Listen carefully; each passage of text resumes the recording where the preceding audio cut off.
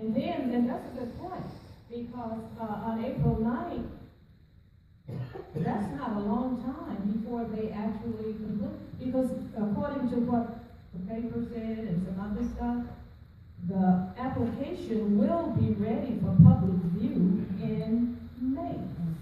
So between April 9th and May, that's not a long time to change and input and all this stuff. I add one thing to that. At the board meeting, Ms. Ovita Thornton pointed out that there are groups who wouldn't come to a public hearing, but who would welcome a presentation. And I believe there was sort of a general agreement, consensus, and willingness on the part of the administration to go to other groups to discuss it and have opportunity for input. In addition, the details are going to be on the website and with input forms and so forth as we go forward. So it's not just those two meetings. And then again, input is just what it said, input. It might not have to be technical input. Okay, I believe Mr. Sheets and the young lady back there, I'm sorry, I'm sitting next to Ms. Basky, Mr. Sheets and... You paper showed our children in the class and the hallway said, and the question is, do we have any example of charter system that shows an improvement of our children's education? Right next door, Barrow County converted 3 years ago, and I don't have the Barrow County numbers, but I believe their results have been positive. Would they have been positive anyway without the charter system? That's a good question. That's what I'm saying. I mean, you know, all of this charter system stuff, but the Clark County School District has to prove on the charter system that performance goals and test scores and stuff like that will go up. We do the all. Okay. Wait, I'm going back, please. Good. And I would like to know, how will the school system be changed to a charter system affect schools, and how will it help, and how will it not? That's a very good question. I'm so glad you're here. The whole thing is in a nutshell. How is the charter system going to help you? It might even hurt you, so can anybody answer that? How is all this supposed to improve? I can tell you the stated intent, not just of the school district, but of the law that created this, is that it's supposed to create a framework for more innovation and flexibility so that students in your school can get what you need. I didn't hear, are you at Gaines? Is that what you said? At Gaines, okay. So students at Gaines can get what they need, and that might not be what students at Timothy or Fowler Drive need, so that it gives opportunity. The intent of the law is for flexibility, for innovation, to do things in different ways so that you can learn better and have more opportunities to do the things that are, to learn the things that are really most important. That's the intent of the law. Nobody can prove what's going to happen. Nobody, you know, I can't, there's no guarantees ever. But the intent is to document how, what you, for the application, the school district has to explain how doing these things is going to make education better for you. Yes, it has to be outlined in the It is outlined. And you can, we have some copies of the charter system application, what they should put in there. They just can't say if you want a charter system, but they must tell you how it is going to help you, little girl, okay? And if it doesn't help within 5 years, then it might not be a charter system anymore, even though they have had some help, right? They got 5 years to prove that it's helping. Yes, sir. I had just an observation. I know that Marietta, Decatur, Morgan County, just south of us, we won't be the first charter system. There are some charter systems. Yes, there are 28. And I know one in Decatur and Marietta, you know any others, Myra, in Wilkes County? There's one. I'm sorry, I didn't go back and look. I have a list if y'all let me flip through all this paper. Yeah, none of them are inner city. It's like that Charter stuff. systems and IE. Gainesville City has converted, and I believe, not Rome City, but Floyd County has converted. All right, Mrs. Swanson? With these innovations and things that the different schools are doing, but the evaluation system is going to be the same for all. It's going to be the same evaluation system we're using now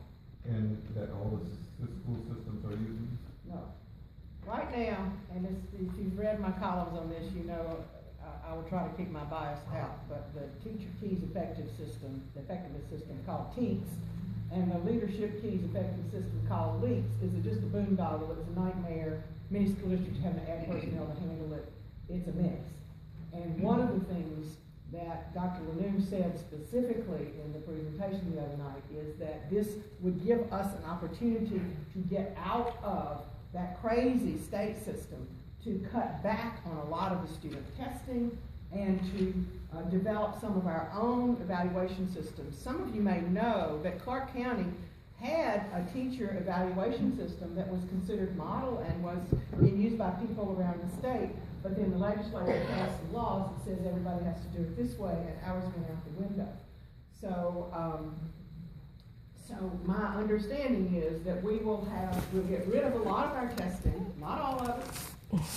Majority milestones are still there, but we should be able to get rid of a lot of our testing and develop our own evaluation systems as long as they meet the requirements of the law. The College and Career Ready Performance Index is still going to be one of the major measures, and 87 of those 100 points are test scores. So it's not all going to go away, but my understanding is we'll have a lot more flexibility. Mr. Davis, is that your understanding? Okay, for those of you who wanted to know a list of the charter systems, I didn't make copies for everybody because it's here, if you just want to take a peek at it. I know I've been talking a lot, but I need to ask a couple of questions just for myself. The Clark County School District, as it is now, the makeup, the population is nearly, in terms of minority and people of color, we know that it's a high percentage, but we don't have a lot of African American teachers, so how will the charter system address that? And another thing that I read from the presentation was this, that the governance committees at each school should not represent the ethnic makeup of that school, but the makeup of the community. And we know that the community is what percentage? African American, people of color, or what? 26 to 27%. 26 to 27% minority, Yes. quote unquote. I saw it yesterday. So we could actually have a governance committee, if it represents the percentage of the community, we can actually have all our governance committees made up of all white folks.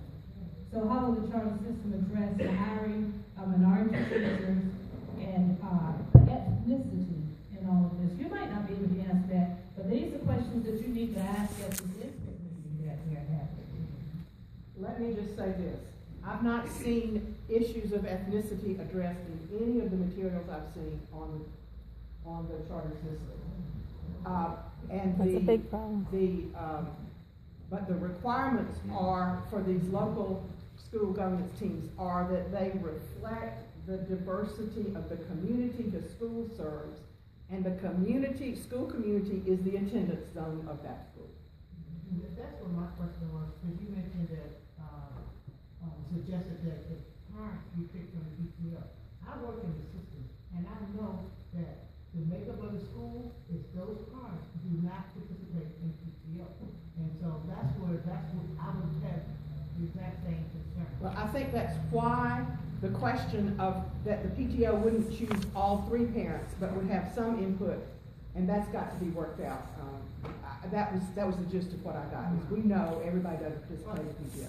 Have there been meetings, like the board and this type of forum done in every district? Like I'm just new to the area, so I'm not sure how your board is made up and how many districts you have.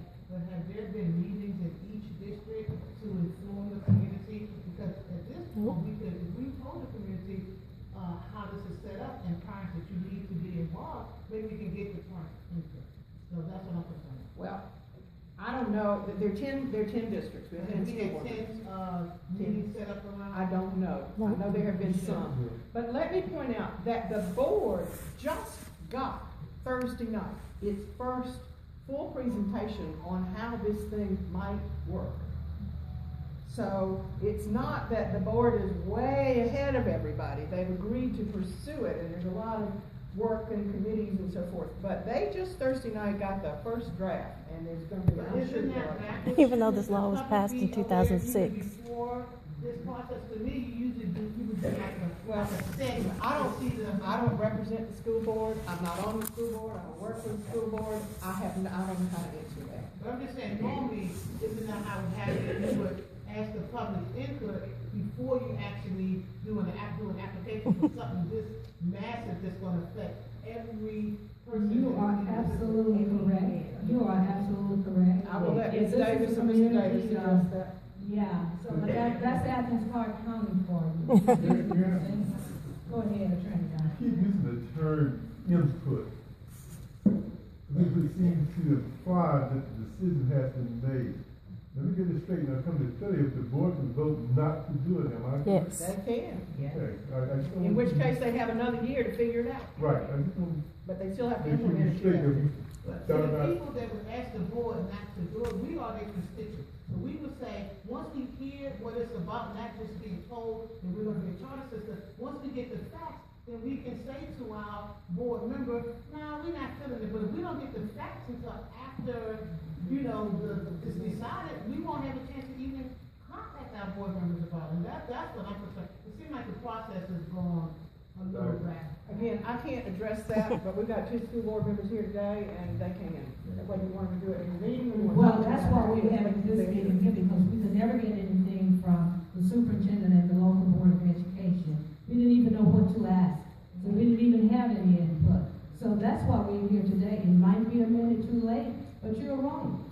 Before any application, nobody even asked the community whether or not we should go charter system, Right. whether or not we should status quo or IE2. Well, nobody There- asked there me, were- maybe they asked somebody, but they didn't ask the general community. I don't know who was in all the meetings. There were some meetings last fall. I don't know who was invited. I really can't address that. Okay, well, what the point is charter system, and your point is well taken, but we need to move on. I need this, one question to ask is asked about school attendance. When we go to the charter system, will the governance committee be able to say, child, you can't come to the school because you live in LEB, or you come on to Overthorpe because your mother, your father works at the university?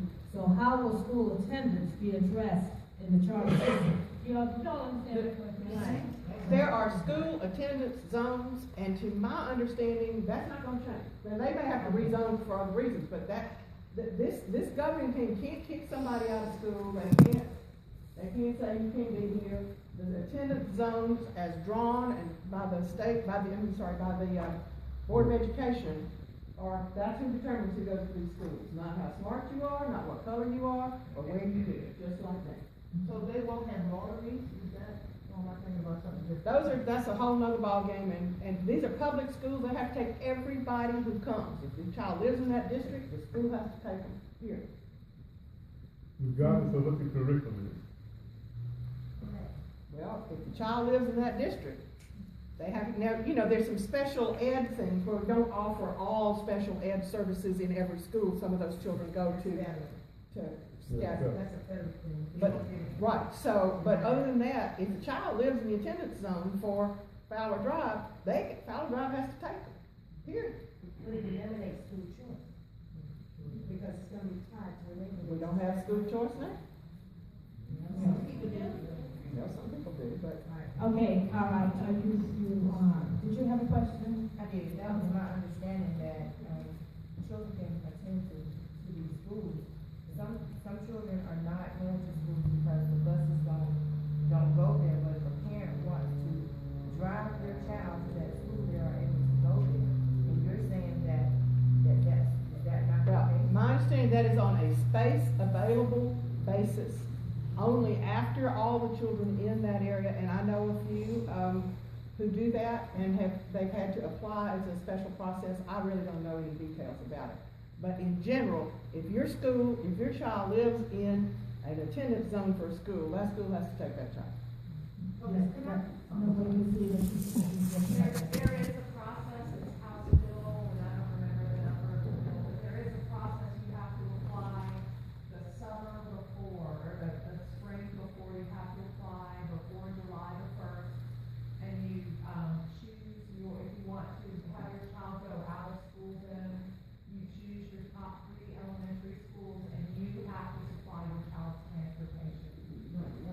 Will that that change under the charter system is the question? That's a state law. It's a state law, okay, good, so, it will not change the Venus. Okay, what I wanna add with that is the other part to that is based on availability. So what's gonna happen in our district, because we know that most of our kids that live in certain districts are in private schools now. They're gonna come back into private, and back into these schools, that's gonna make the school, attendance high, so you won't have an option to go to those schools, because it's based on availability. But once those schools get filled, you won't be able to drive your kids to those schools. That's what's gonna happen, because now, I work in the school district, and I go in certain schools, and I saw that my son's kids, I would go in certain schools, and it would be shocking to me that I see hardly any Caucasian kids in school. I'm like, are they not in this, are they not here? But they're in, I was told that they go to a lot of the private schools. So what happened under charter, and I've seen this before, the kids will come back into the district, and at that point, you won't have that option because you won't have the space. It's going to be based on availability. Okay, are there questions now?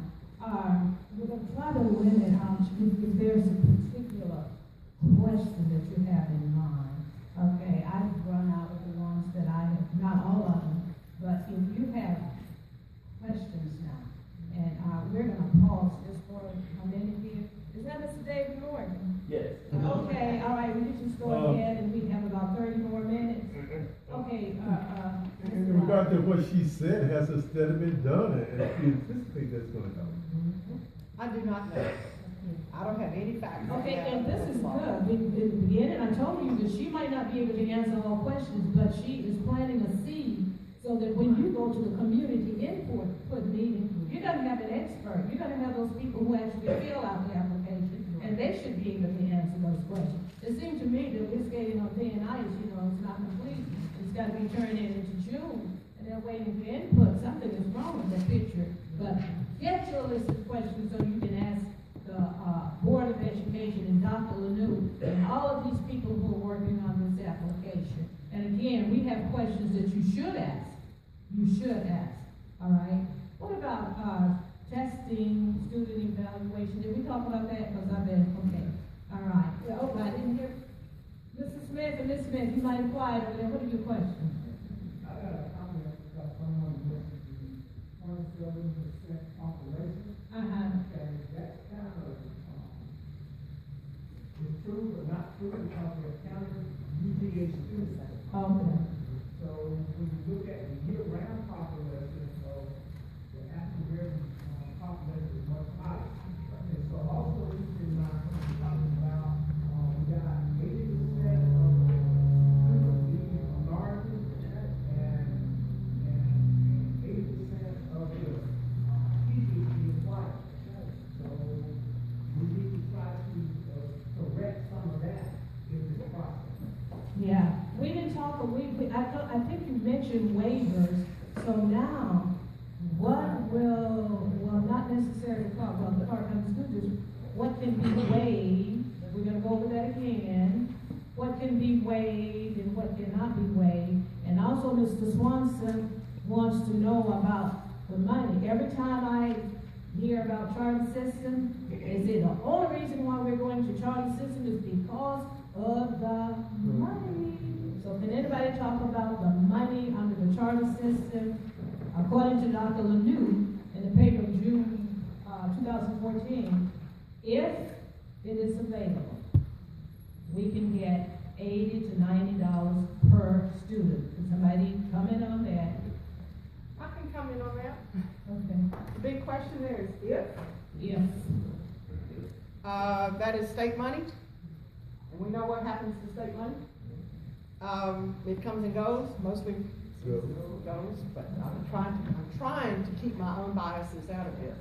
Because Ms. Farmer was real clear to me that I was saying facts and not opinion. Y'all don't know how hard it is. But that $80 to $90 per student that might be available, and it is my understanding that that is money that those local school governance teams would have to use to decide, the kinds of local community school things they want to do. That said, that's about $1.2 million for the Clark County School District on about a $120 million budget.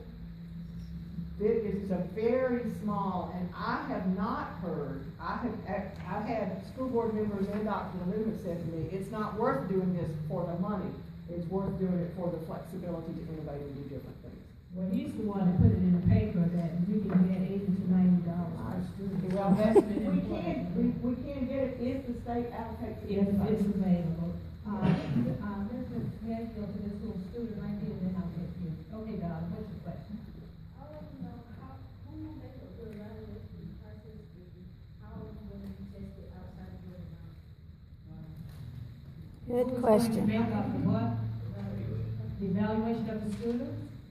What kind of tests will you be teachers. taking? The milestone? Besides the milestone. In the charter system? In the charter system. I don't think that's defined yet. I don't know an answer to that. But what I heard Thursday night at the presentation is those SLOs, you know, those tests that you hate so much, the student learning objectives, and things we have to test that aren't covered by the Georgia milestones, that we should be able to get rid of a lot of that and use more what's called authentic assessment. That might be looking at your grades and looking at the work you produce in your class instead of making you take a test to prove you know it over time. But that is not, I have not seen any detail on how that will happen. Yeah, so it's our understanding that the school board will maintain some responsibility for the schools. And then you'll have the 9 to 11 person committee, that will have some responsibility for the school. For each school. Each school. In each school.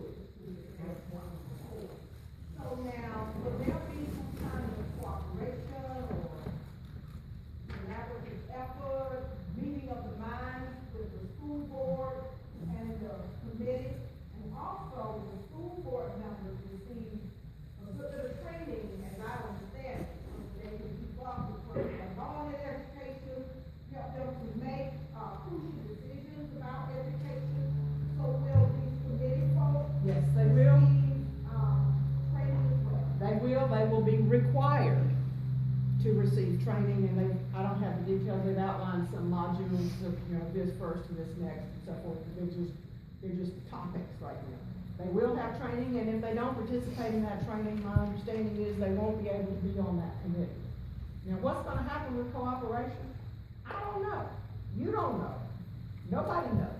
But it behooves the school district, the school board, and the school governing councils, and all of us to work to try to see that happens. And I've not heard anything other than intent to work together and try to do it. It's messy. This is not something we can line out exactly a process. But there's a lot of things we don't know and we can't answer. So in the meantime, since we don't know and we can't answer, what is happening to our students? While we're trying to work out this whatever, what's happening to my little crane back there? Okay, and I have another question. That's a rhetorical question.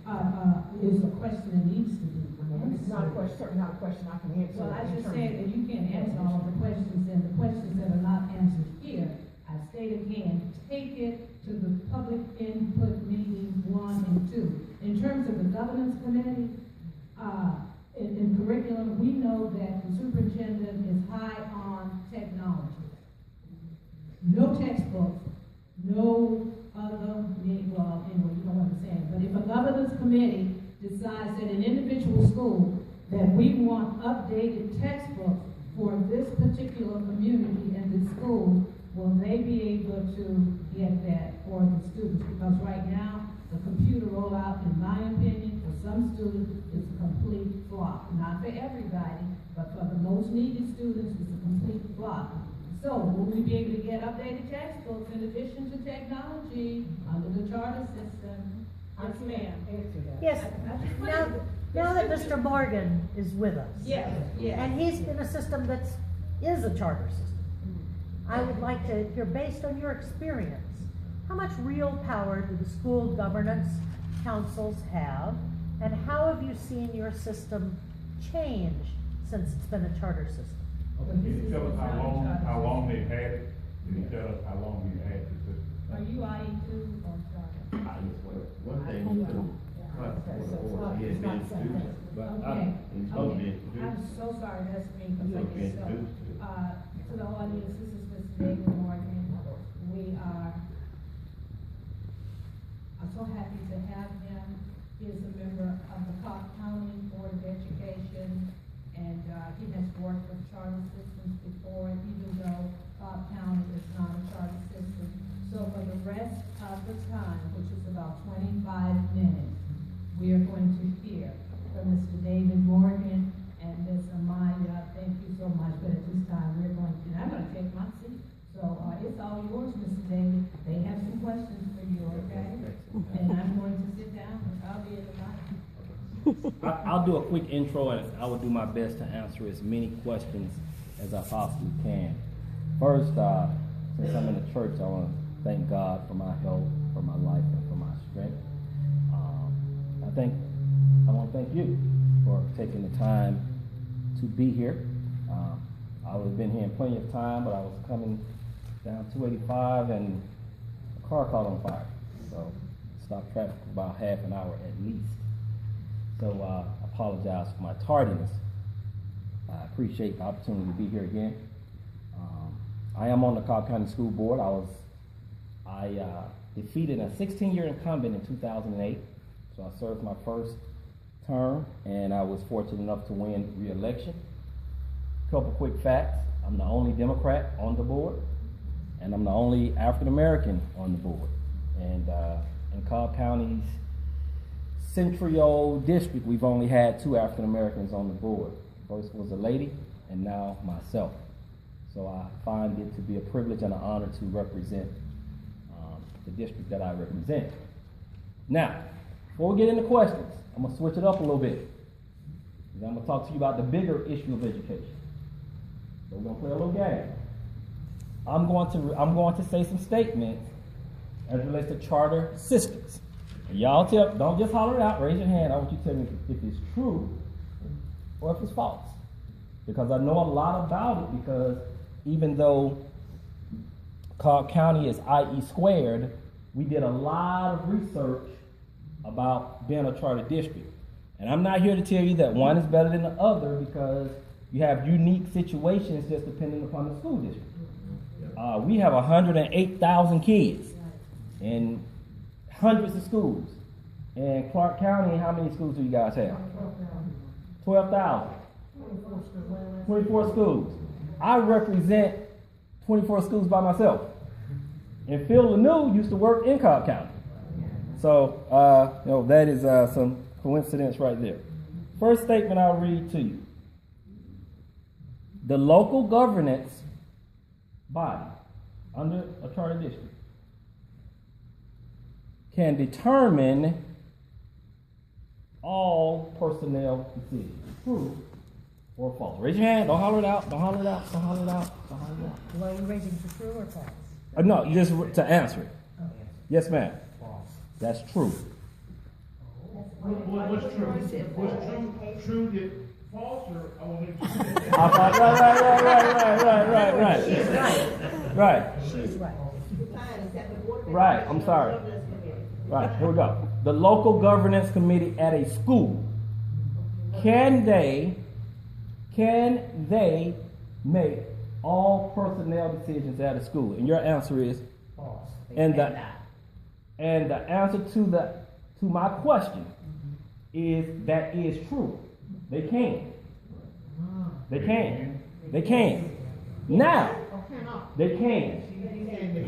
They can. Let me tell you how it works. Now, let me tell you, if we could wave a magic wand, how it works.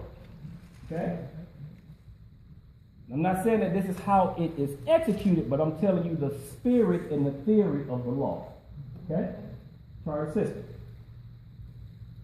You have a particular school, and what a charter district would allow it to do, that community would rally around that school. They would elect well-qualified, well-intentioned people to serve on the board. So essentially, they would be like a board of directors, right? The principal at that school serves at the pleasure of that board. Yep. Okay? And the board would, just like any board of directors anywhere, they would personnel, budget, pretty much in curriculum, anything dealing with the school, they would have auspices and responsibility over. Okay?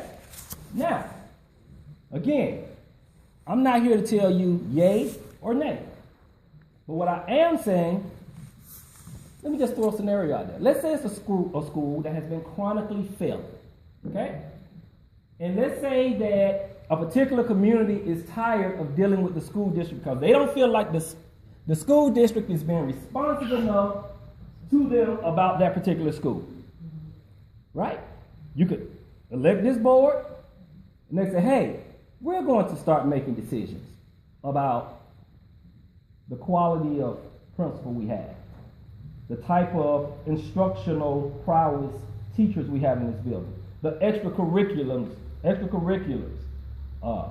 curriculum, how long the school day is. Let's just say that particular board says, you know what, our kids need to be in school more. Let's say as opposed to what time they get out of school. Okay, on the level. Let's say, for example, one time I was the principal of the school. We went to school from 7:30 to 5.